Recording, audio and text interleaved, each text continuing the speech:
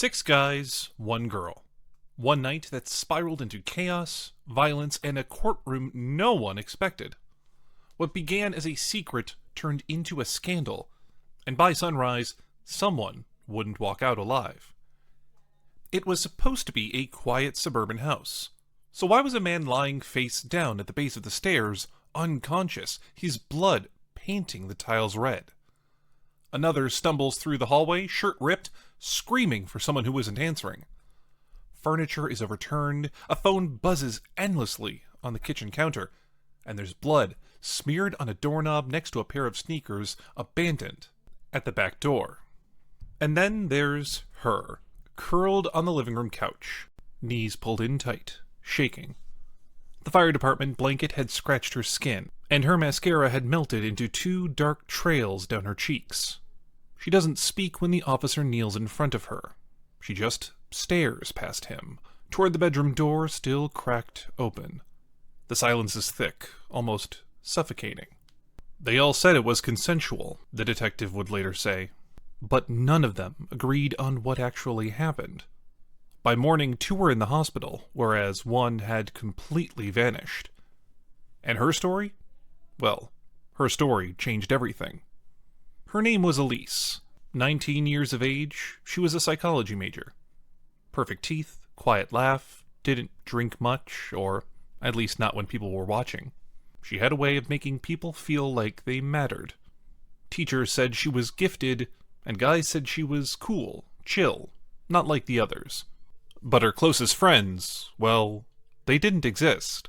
Elise drew people in like a flame, but no one ever touched the heat. She never posted much, nor brought anyone home.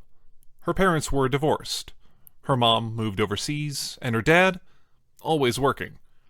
But under the polish and soft laughter, something cold kept its grip on her ribs. 2 years earlier, she'd been hospitalized for what was officially called exhaustion, but those who knew her back then whispered about something else. Something about pills, a boy, and a letter written in ink, and goodbye. She was the kind of girl people thought they could fix, one roommate said. She didn't bleed where you'd notice, one roommate said. But something in her always limped. By the time the party invite went out, Elise had changed, and the version of her that showed up that night wasn't the same girl anymore. It started with a ding, a screen, and 6 names that didn't belong together. 6 guys, out of whom some knew each other and some didn't. All of them thought they were special. Elise handed each of them a different truth, like knives with invisible handles. She told some that she loved them, others that it was just fun. One she met on a dating app, and another was her ex. She told them to come to the same house at the same time. There was no explanation.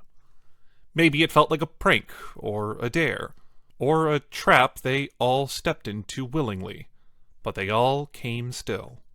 There was alcohol, music, and no other guests. When the last guy arrived, the others were already there. The room pulsed with heat, ego, and the quiet hum of boys becoming rivals. Someone joked that it was a test. Let's see who she picks, one laughed, like it was a game with bloodless rules. And Elise didn't stop them. What followed wasn't an orgy, it was a downward spiral with every hour peeling back another layer. Jealousy, shame, and resentment. And when one of them reached for the doorknob, Elise clicked the lock without a word. And that's when a line was crossed. By 2 a.m., the laughter was gone, the music was dead, and Elise had locked herself in the bathroom. Someone was banging on the door, and another guy was passed out drunk on the stairs, and one, named Mason, was bleeding from his lip after a fight that no one seemed to determine how it started. Some said she wanted to be with all of them. Others said she was pressured. But the bruises told a story no one had written. Wrong shapes, wrong places, wrong hands. And a video that was recorded without her knowing surfaced the next morning. In the grainy clip, Elise wasn't moving at all. Her eyes were wide open, and she looked like someone had cut her soul out and left the skin and bones behind. One guy tried to delete it, while another tried to send it to a friend. And that's when it exploded. Mason lunged, and wood cracked as a scream tore the silence wide open, yet no one was listening. They were all trying to prove something, the detective later said, and by the time we got there, no one knew what that was anymore. One of the guys ran. He hasn't been seen since. And Elise? She was in the bathtub, soaked and trembling. Stunned, she kept whispering the same words, as if it were some kind of ritual. It was supposed to be a game. It was supposed to be a game. It was supposed to be a game. From the moment the police separated them, the case unraveled. There were 6 men and 6 versions of the night, and not one of them fit together, not even by a long shot. One claimed Elise had initiated everything by texting him beforehand, and clearly stated she wanted chaos. Another said she seemed scared, like she didn't know who was coming. A third refused to speak at all and lawyered up immediately. The one who vanished? His phone was found buzzing in the bushes, like it had tried calling for help after he disappeared. And Elise? She didn't speak for 48 hours, but when she did, her story came in fragments. She remembered the invites, the burn of alcohol, and then her hands, piling, clutching, and multiplying. It was like drowning without water. Too many hands. At some point, she whispered, I could still hear them, but my body didn't feel like mine anymore, like I was watching it happen from the ceiling. The detectives were stuck without any clear evidence of rape. There was no proof of consent, nor was there one clear aggressor. As for the video, it was grainy, and the audio even worse. One officer wrote in the report, this wasn't one act. It was a slow-motion implosion, like no one meant to destroy her, but no one stopped either. Toxicology showed Elise had taken anxiety meds with alcohol. One guy had cocaine in his system, and another tested positive for ketamine. The DA hesitated because they couldn't charge all of them.